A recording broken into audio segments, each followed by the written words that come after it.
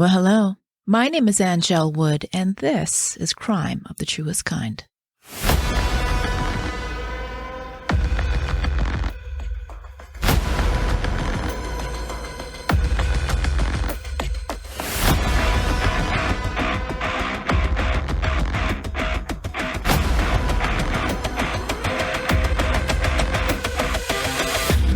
Welcome back, everybody. Thank you for your excellent show ideas. You're really sending some great stuff that I haven't even heard of. So keep up the good work. You can DM me on Facebook, on Instagram, send an email, crimeofthetruestkind@gmail.com. On Instagram, crimeofthetruestkind. Follow the show. That would be delightful. And I'm going to say this a couple of times throughout the course of the show, if I remember. But let's get it out of the way at the top. Please rate and review the show. 5 stars are my favorite. Say something nice. Tell me what you like about it. It helps the show grow. And I'm essentially starting over again since I took that enormously long hiatus. But it's been really fun. I have been armpit deep in the Gregg Smart case. And I tell you this all the time.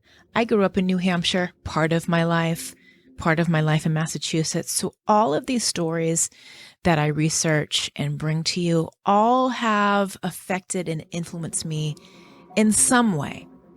And this one is no different. And I have learned so much about this case in the last couple of weeks. I've been reading books, watching tons of documentaries. That's really what you should do to do proper research, right? On today's show, the murder of Gregg Smart, Derry, New Hampshire, Part 2, A Fool's Game.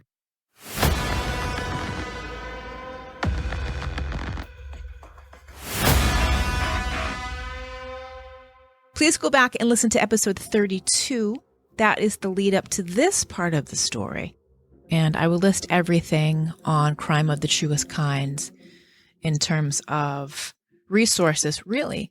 A couple of the biggest sources are Dean Smart's book, Skylights and Screen Doors, and Stephen Sawicki's Teach Me to Kill. Many news articles. Watched tons of news features and documentaries about the case. I know there's so much out there, but not a lot about Gregg Smart.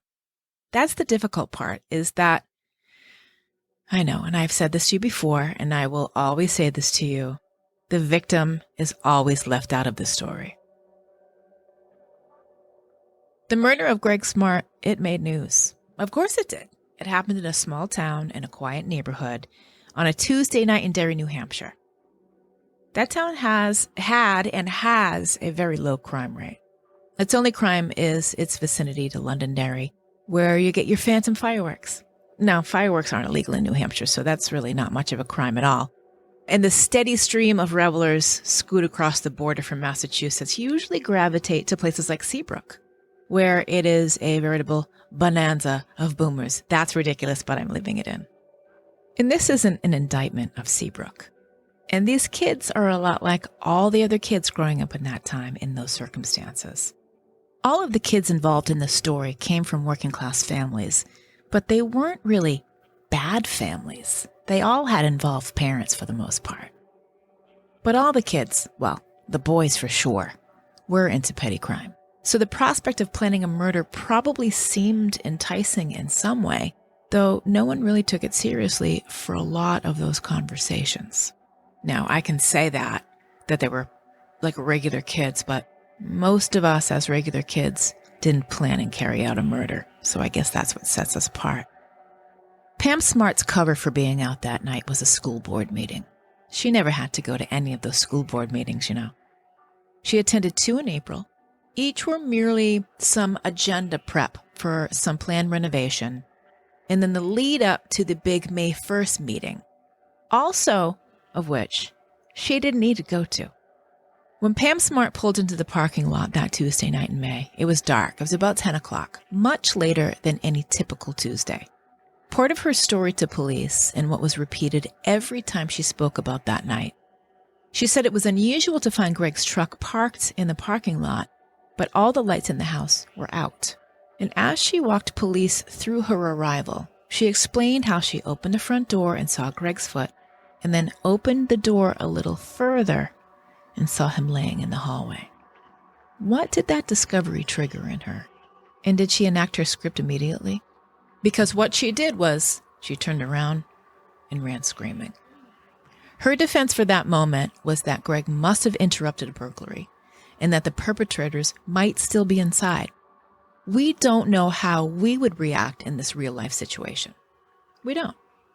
But I would like to think that I would be concerned whether there was anything that I could offer in that moment. Many of the residents on Misty Morning Drive called police for what they described as a hysterical woman out in the street. One neighbor, upon trying to decipher what was happening, tried to see what could be done for the distraught woman's husband. Said distraught woman didn't want the neighbor to go in. The language used at the very beginning of the case first described Gregg as only being passed out. Derry police arrived very quickly to the scene.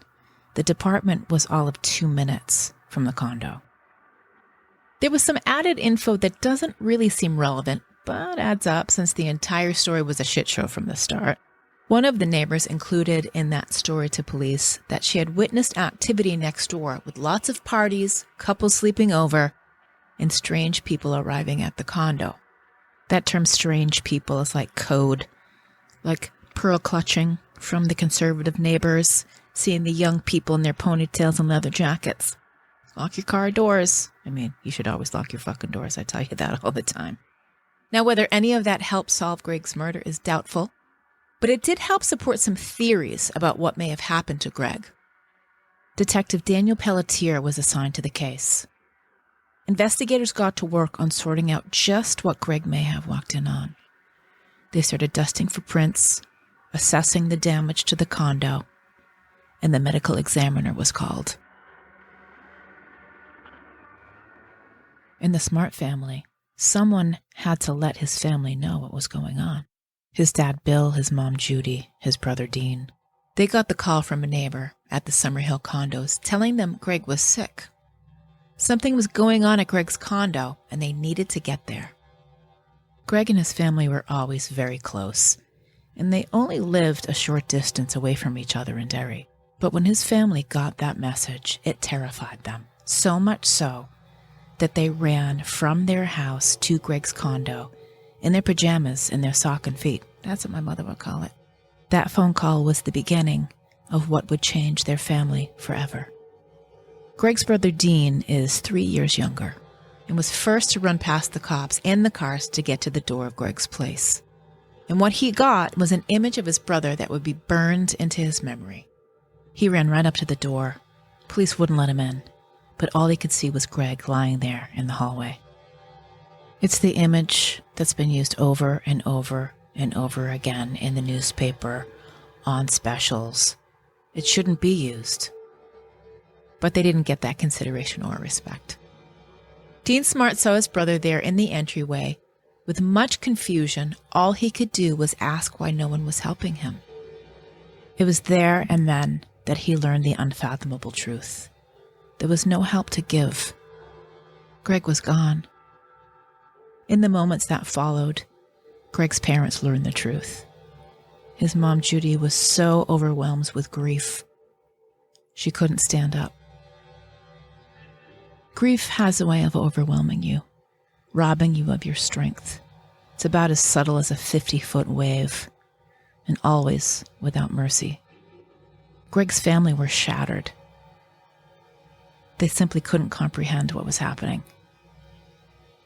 He would be like a missing limb. Crime scene photos show him laying in the hallway, with a towel near his head and a candlestick holder next to his body.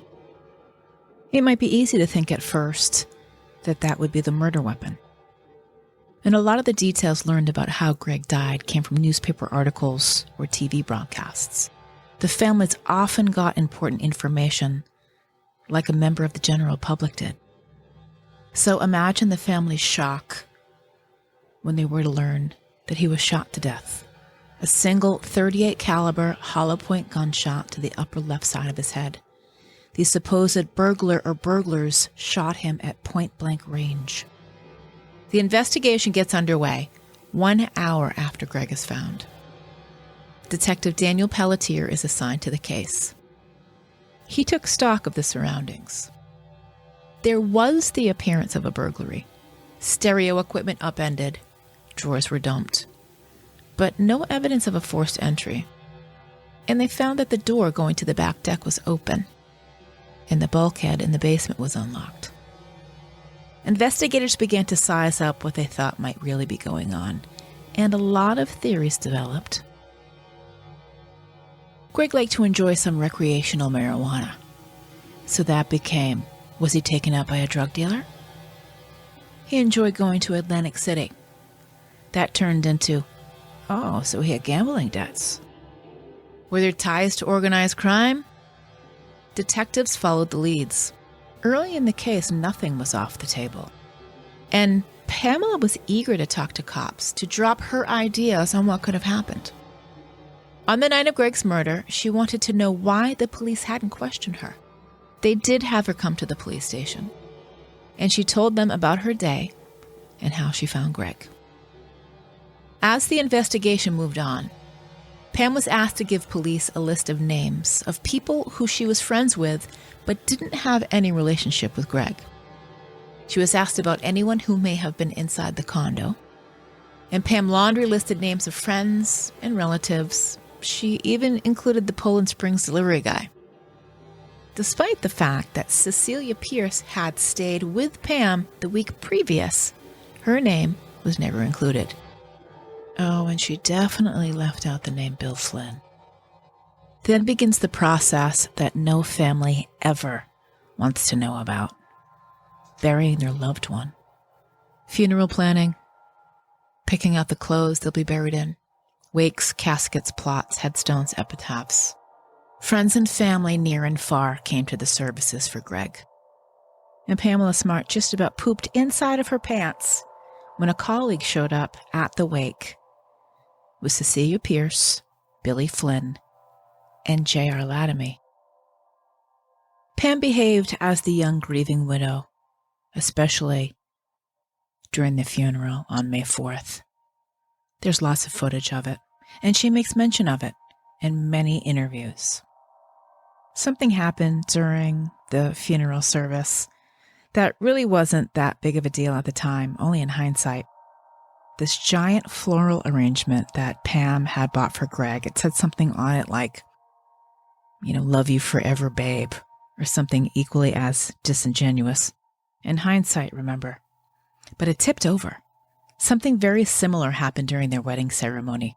I guess that means bad luck. It was May 4th, 3 days after Gregg died. He was buried at Forest Hill Cemetery in East Derry, New Hampshire. Within days of Gregg's murder, Pam had reached out to the local crime reporter, Bill Spencer of WMUR Channel 9 TV. Her claim was that she wanted to set the record straight about rumors that were circulating about shady things Gregg may have been involved in. Investigators had advised Pam on many occasions not to talk to the media, that it would interfere with their investigation. But she couldn't help herself. The date of the first interview was their first wedding anniversary, May 7th. Bill Spencer at the time was a young and hungry reporter, and he was looking to make a name for himself.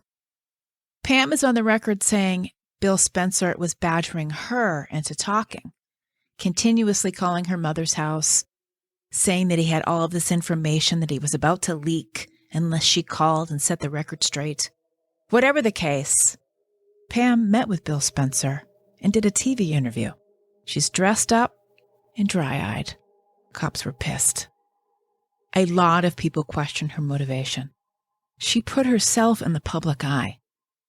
It was a frenzy of her own making. But Pam liked the attention, and in her mind, she was going to ride it for all she could. Remember, she wanted to be on TV.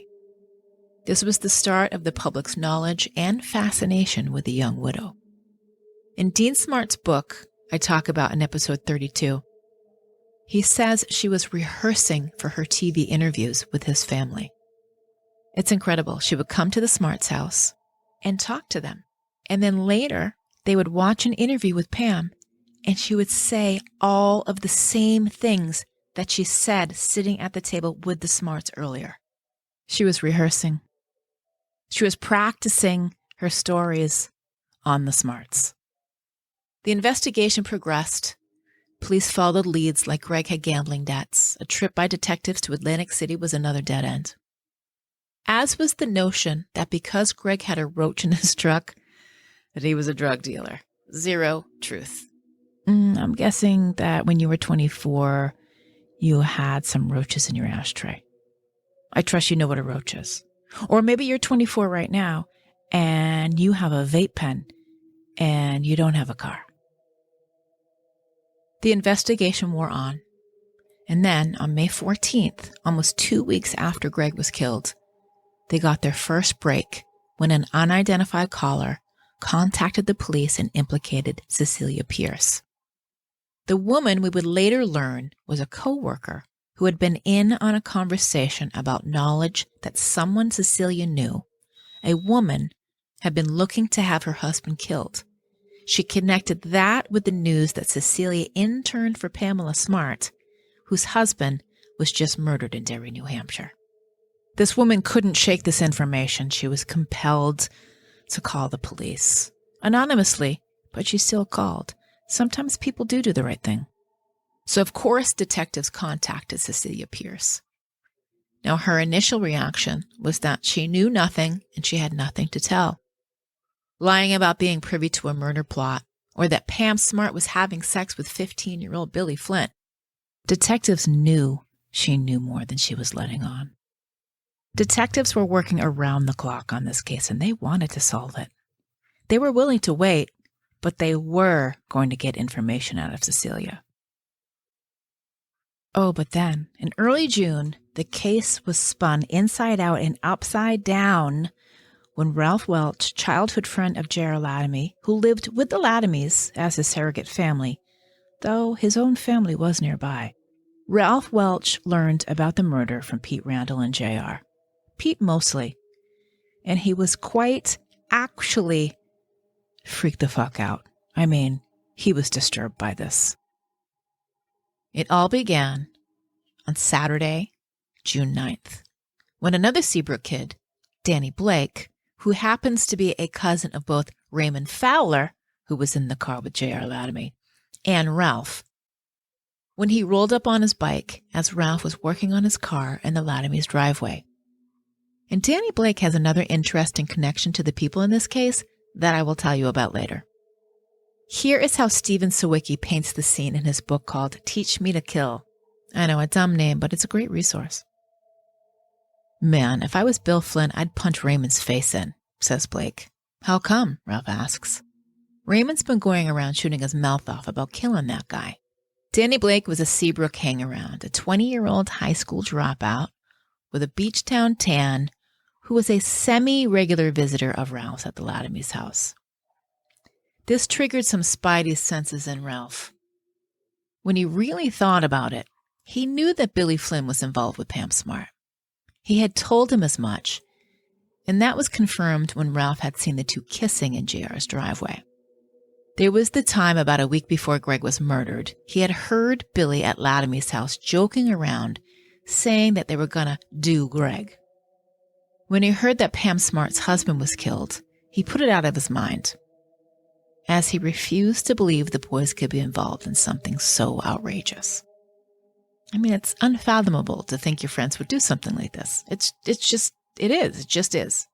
Now, going back to early May, Ray Fowler, who everybody called Ramey, told Danny Blake about how he was in the car when Pete, Billy, and JR had driven to Derry and actually murdered Gregg Smart.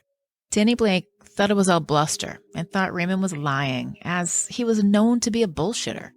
He told stories that just weren't true. He exaggerated. Danny just ignored it. Now, by the end of May, the Smart case was big news all over southern New Hampshire, and he was hearing the reports about the murder of Gregg Smart. Around Memorial Day, Danny Blake asked Raymond Fowler about it again. Raymond repeated the story, saying that Billy and Pete had gone inside and killed Gregg. Danny Blake, not wanting to get involved in a police investigation, decided to keep that info to himself. And very soon after that last conversation with Danny Blake, Raymond Fowler left Seabrook and went to live with relatives in southern Maine. I don't know what town Ray Fowler moved to, but for context, Kittery, Maine is 20 miles from Seabrook. By then, though, he had run his mouth about the murder all over town. He had to have known that all that talk would eventually lead the cops right to them.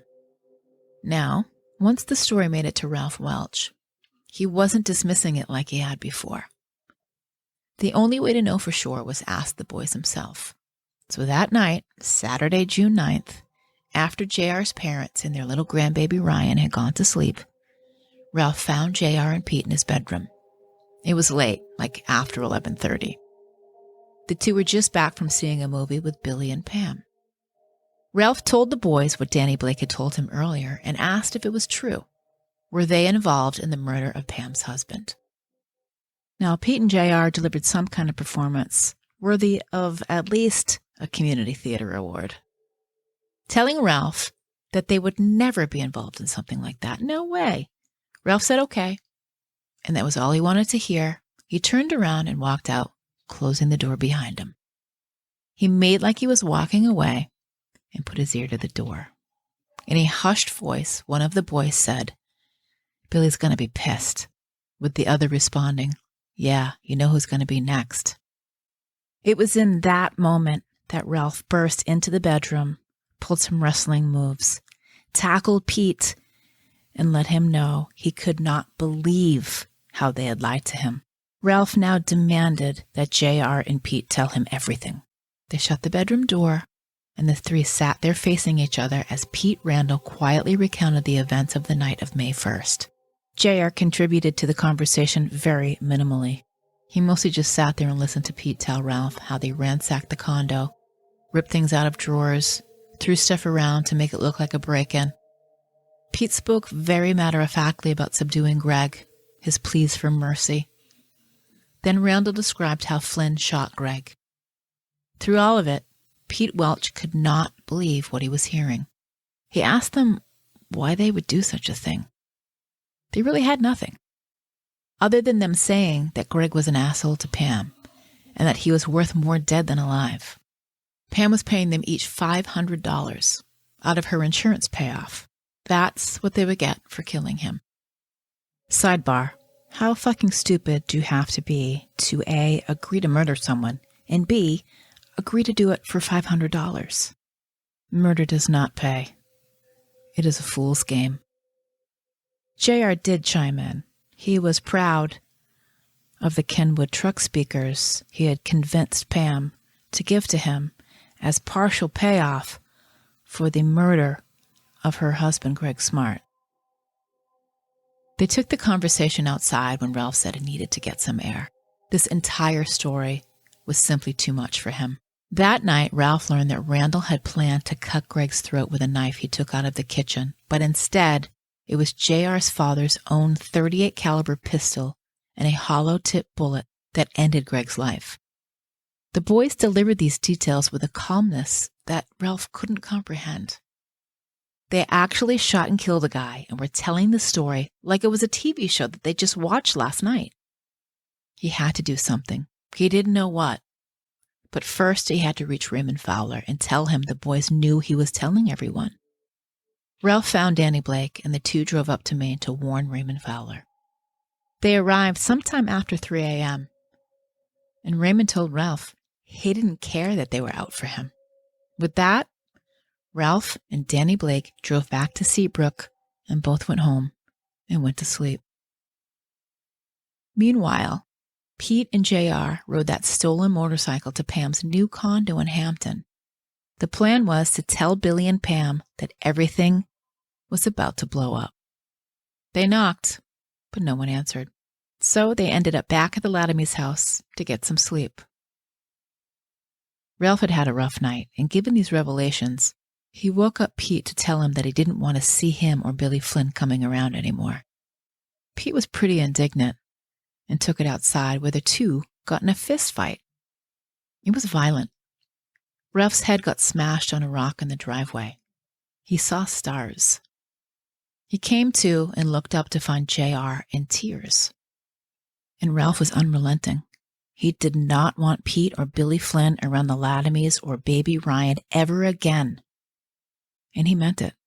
He was emotional, due to the story that he had just learned about his friends and having his head cracked open in the driveway. Crying now, Ralph stumbled into the house where JR's mom, Diane Latimy, saw him. Concerned, she asked him what had happened, and Ralph did not hold back. He blurted it out. They used Vance's gun to kill someone, Ralph sobbed.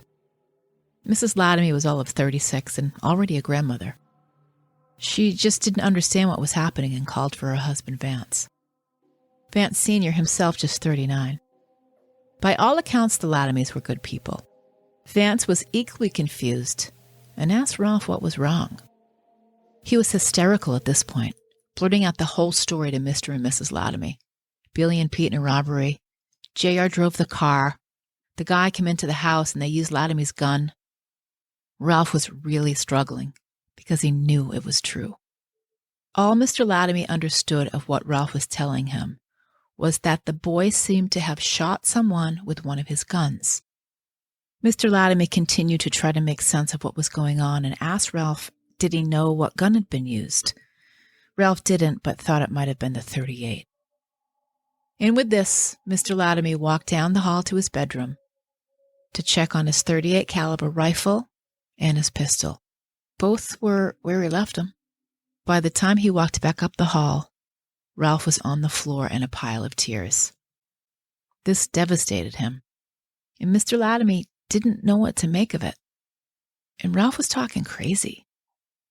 Mr. Latimy couldn't fathom that the kids had been involved in a serious crime. He imagined a gas station holdup, like maybe in Maine. Not what he was about to find out. All he did know is that the boys never fought with each other, so given that brawl outside, there had to be something to Ralph's story. The guns were there, but what Mr. Latimy noticed about the pistol was it was clean. He did not remember cleaning it after JR had fired it one day when they had gone shooting up in northern New Hampshire. And now, not a trace of gunpowder was on it. This raised the alarm. After talking to Ralph further, it was clear that something had happened involving the boys. He did not want to believe that his young son and his friends were involved in a murder, but he had to find out.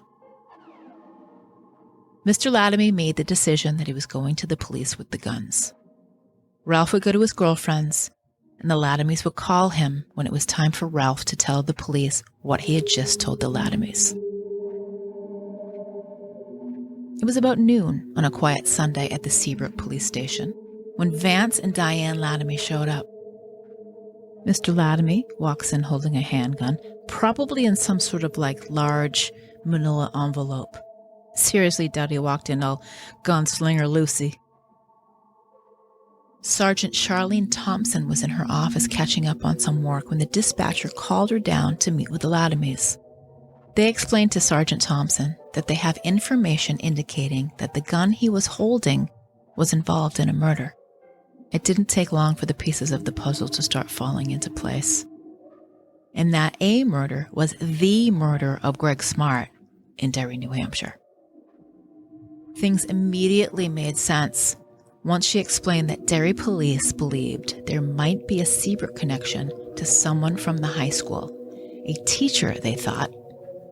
Now, we know that Pam wasn't a teacher, but she is so often referred to as one throughout this entire story. Oh, and the media loved that. They took that whole hot for teacher thing and ran with it. Sergeant Thompson asked the Latimys if they had ever heard the name Smart. Mrs. Latimy told the sergeant that yes, she had in fact heard the name, and that Pam Smart had been with the boys weeks earlier and they were going car shopping. And there it is. The connection is made. Pam Smart, Billy Flynn, J.R. Latimy, Pete Randall. Sergeant Thompson secured the handgun. And then she called the Derry Police Department to report what just took place. She had to have known that this story was about to blow up. Pete and JR were very stupid to have planned and carried out a murder plot, but they were smart enough to recognize that shit was most definitely about to hit the fan. What they don't know is that they were in their final hours of freedom. So Sunday morning after the fight with Ralph, they got on that stolen bike, rode back to Hampton to fill Pam and Billy in on the previous 12 hours. Now, their knocking disturbed their lazy Sunday morning. They were, of course, in bed together. But JR would not be ignored, and Billy had to put pants on and reluctantly answered the door. They let him have it. Pete had told Ralph everything. That Ralph had flipped his shit and he's probably going to the cops. Billy Flynn took it all in. How could they be so stupid to tell Ralph? Really? Is this a stupid contest? Because I think you might be in the lead. And did Billy not know that Raymond Fowler had already told half of the seacoast? And there they were, the four horsemen of their own fucked up apocalypse, trying to figure out what to do next. How's Pam going to spin this one? They worked up some damage control. They are clearly unaware that the Latimys were on their way to the Seabrook police station. Somebody got the idea to track Ralph down at his girlfriend's house. Billy called him as everyone in Pam's living room remained silent, as Billy attempted to concoct a story to try to pacify Ralph and convince him that it was all rumors and innuendo. Look, Ralph Welch might be a Brooker Townie kid, but he could see through all of Billy's bullshit. And Ralph could hear the whispering among them, so he knew Billy wasn't alone. Billy floated an in-person meeting, which Ralph refused. If he shot a guy in the head once, what's to stop him again? There was a plan B, get to Raymond Fowler. The plan was for him to meet JR at Tuck's Field, not far from Winnicott High School, where there was a graduation ceremony taking place. JR would bring him to Pam's place. While Fowler said he was on his way, he never showed. By the afternoon, JR checked in with his parents to get an ETA on the anticipated shit's arrival. Mrs. Latimy told him to come home immediately. There was a family emergency. Pam drove the boys back to Seabrook, dropping JR at his house, and headed to a store on Route 286. That is where Marky's and Brown's are. JR walked down his driveway and saw his uncle, whose house is in the front of the Latimys, where his uncle told him his parents had gone back to the police station. He knew that was going to be bad. He headed back to the convenience store so they could plan their getaway. Pete Randall called his mother, telling her that they were in trouble and he needed her help. She left work and drove down Route 286 to meet up with Pete. When she stopped, Pete told her about the murder and that they were going to run. Mrs. Randall was shocked by this revelation. She didn't know what to think, what to do. Pete was her only son, so she handed over all the cash she had, $100. Pete went back to the store where he and Billy played video games and waited for Pam, who said she had seen Cecilia's parents and wanted to talk to them. Once she returned, she retrieved them, and they headed back to her place in Hampton to plan something. They weren't really good at planning. Then, out of nowhere, while stopped at a red light near her house, she told the boys to get out of the car. With police closing in, she now wanted nothing to do with them. And that was Billy's worst fear. His heart sank with the reality of Pam abandoning him. He said goodbye, promising that if he were to get arrested, he would never give her up or let her down. She filled him with false hope. She was full of bad advice. That he didn't need to worry, because of course the boys were juveniles, and even if they were found out, they would certainly go to teenage boy jail and get out around the time that they were 18. How shocking it must have been then for them to go to adult man prison. That day, Sunday, June 10th, saw the ends of the Pam Smart and Billy Flynn teen love masquerade. Now, if we're being accurate, it was statutory rape, seeing as he was 15 when she first had sex with him. She only owns up to sex after he turned 16, meaning after his birthday, March 12th. But it's been reported that they had sex first in February. The age of consent in New Hampshire is 16. Now that they're all breaking up, Pete and JR retrieve the stolen motorcycle from Pam's garage. That's right, she's a murder suspect and there's a stolen motorcycle in her garage. She is full of good ideas. They're back to Seabrook to get Patricia Russell's car, to meet Billy, and to take off. Billy Flynn, Pete Randall, and J.R. Latimer were making their great escape south. Not south of the border, not southern Florida, not even southern Jersey.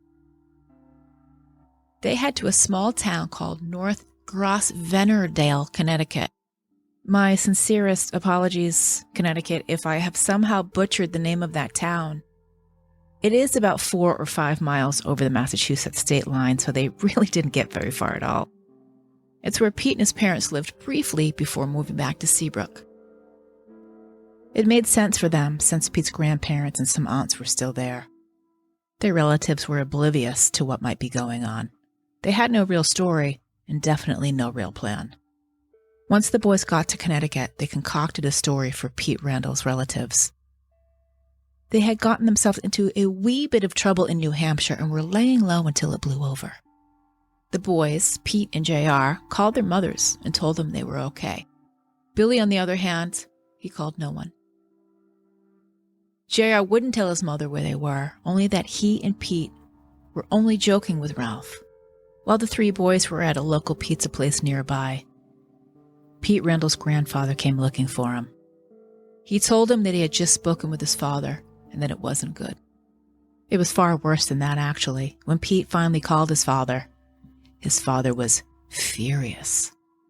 Pete's mother hadn't told him what she knew, so Frank Randall was completely unaware. All he knew was that his car was missing, the boys were gone, and that if they did not return it by 9:30 that night, he would call Connecticut State Police, report the car stolen, and have his son arrested. There was no arguing that. The 3 boys were in for a world of hurt. Getting stopped for auto theft was the lightest offense that they would be looking at. They got back in the car, and JR drove them home to Seabrook.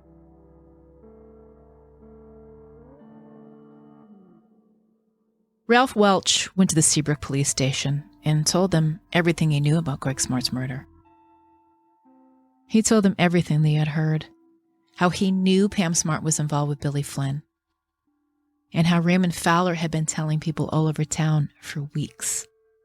Now, the names of those involved weren't new to Seabrook police. The boys managed to find their share of small-town trouble.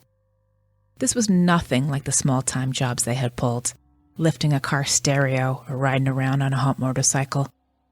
This was about to get very serious, and well, they were fucked. The Derry Police Department offered Ralph Welch protective custody and housed him in a motel in Salem, New Hampshire for a few days. Investigators found Danny Blake. And by 11 o'clock that night, Raymond Fowler and his mother were at the Seabrook police station. Detective Michael Surratt sat with Raymond Fowler, who was willing to talk. Why not, right? I mean, he had told everybody else. But this time, it was with a tape recorder running and no lawyer. He told the detective everything. That he was in JR's grandmother's car with Billy, Pete, and JR the night of the murder. How he and JR hung around Hood Commons, window shopped, ate pizza, hit on the waitress. He explained how he picked up Billy and Pete after they killed Gregg, and of the 45-minute ride back to Seabrook where Billy seemed to be jacked up on what he had just done. He laid it all out, with one exception: his involvement. He was just a passenger, going along for the ride, clueless to what was about to happen. Ray Fowler's claim was that he had only learned about the plot to murder Gregg Smart after Pete and Billy jumped into the car and said they'd done it. Detective Surratt had urged Raymond Fowler to come clean. He wouldn't. He stuck to his story.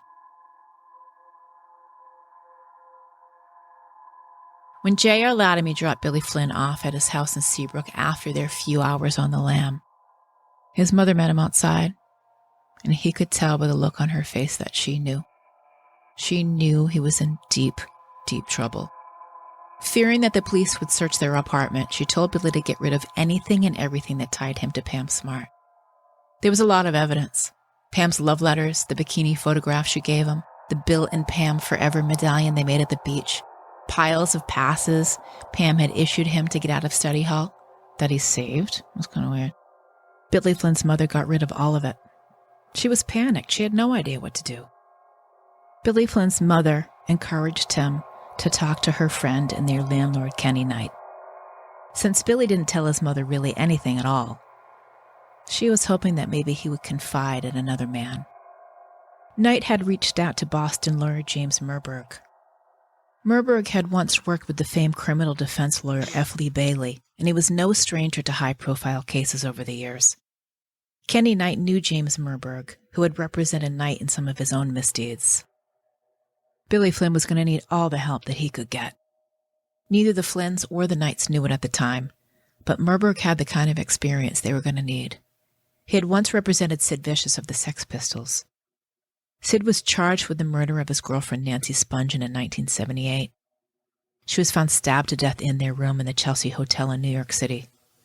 Sid died of a drug overdose before going to trial, and the city of New York closed her murder case.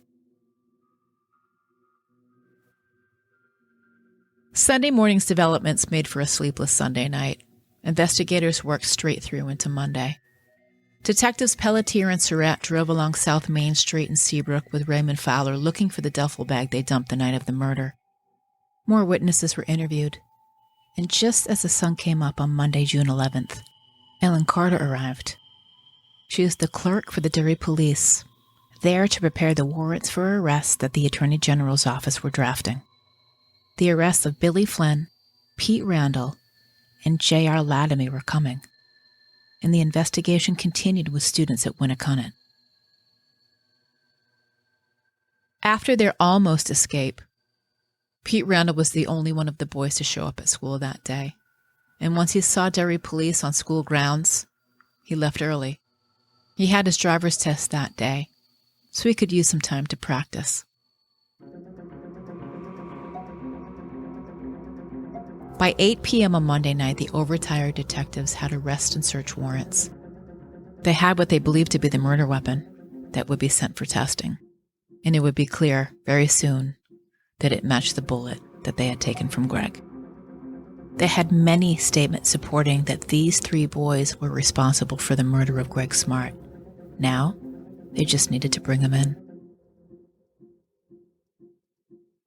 Armed with fresh search warrants, investigators went to their homes to do searches.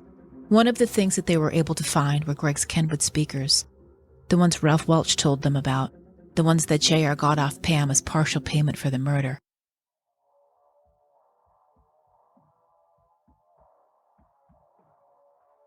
June 11th, 1990. Billy Flynn, J.R. Latimer, and Pete Randall are arrested for the murder of Gregg Smart. 17-year-old Pete Randall had spent that afternoon getting his driver's license. Take that in for a minute. Remember that feeling of freedom and hopefulness? All the new plans that you could make, all the new things that you could do? Pete Randall would forfeit that newfound freedom. Because I've said it before, murder is a fool's game.